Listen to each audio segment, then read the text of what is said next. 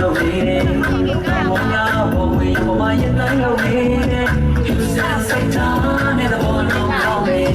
ဒီလိုလိုရဲ့တူလာနေ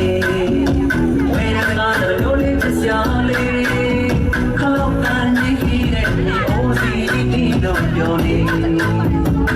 စင်နေတယ်လို့ပြောပြီးလို့ကြားရရမွေဒီရမွေကိုထင်းလို့ပြောပြီး